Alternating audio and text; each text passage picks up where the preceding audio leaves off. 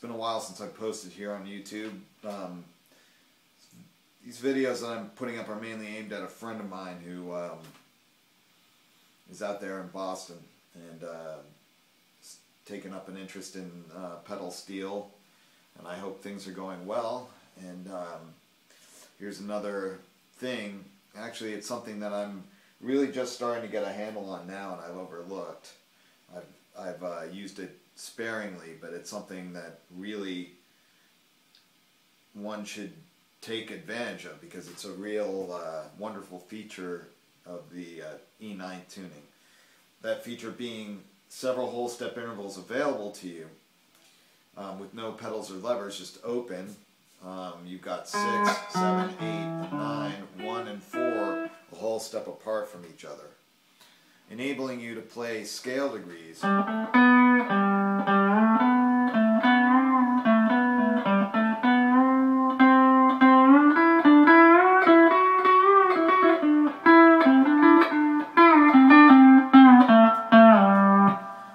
Here I'm using the key of G as an example, and basically just running these intervals across the neck.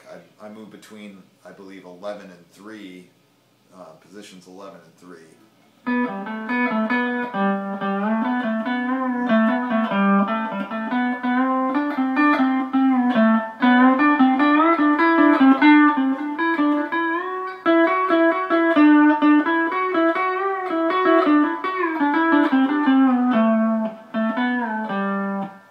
So there you go.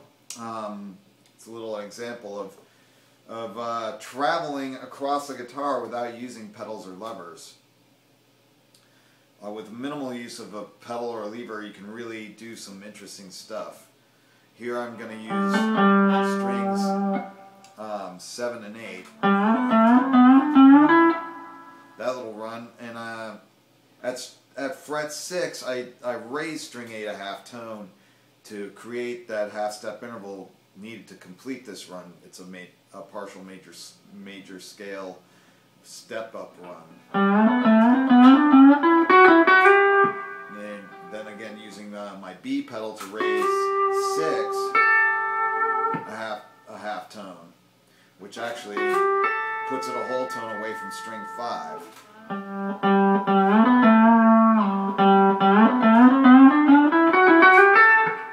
So you have that, with just very minimal pedal or lever usage.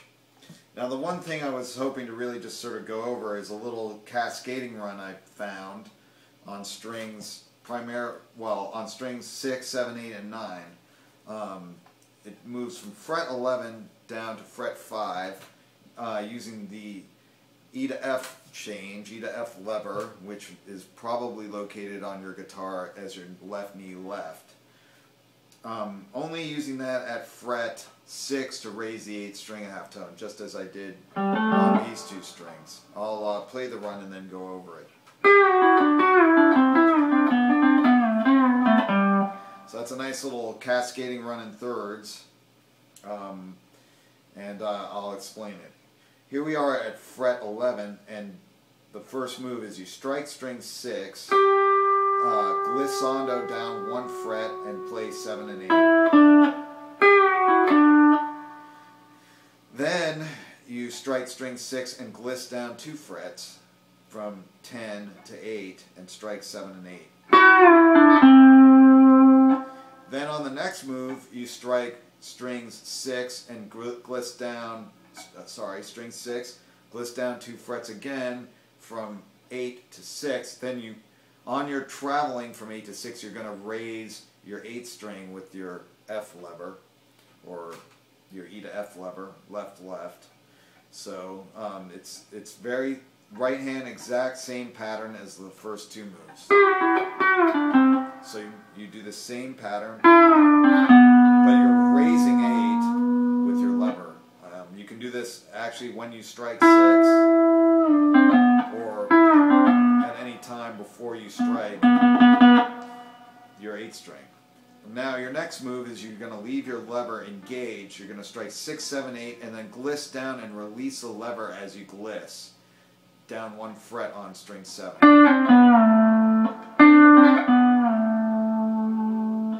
final move, no pedals or levers.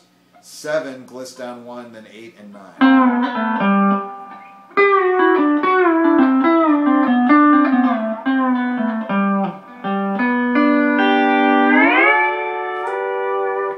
So this run, I'm actually working on an ascending too, which is something I suggest, or you can play it in pieces.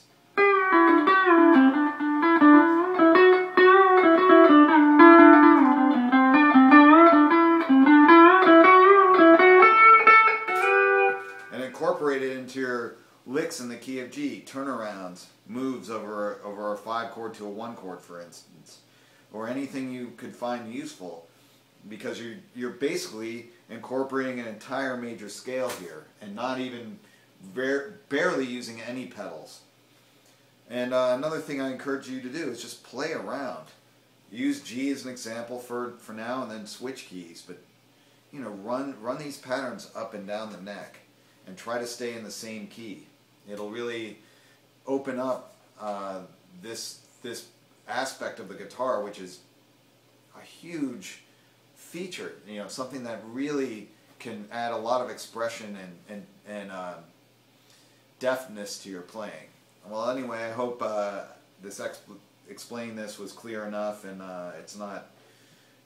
it doesn't seem too esoteric. If you have any questions, feel free to contact me through YouTube or Moreleans, MORELEANS @gmail.com. Anyway, thanks for checking this out.